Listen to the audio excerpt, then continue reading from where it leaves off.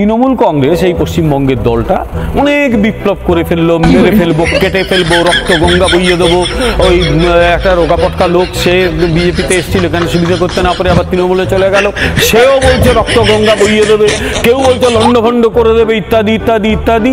আজকে সুসুর করে দেখা গেল মেনে নিল এসআইআর। কারণ একটাই, দেখো এই যে তর্জন গর্জনের একটা কারণ থাকে। আমি তো গ্রামের ছেলে, আমি সাপ দেখেছি।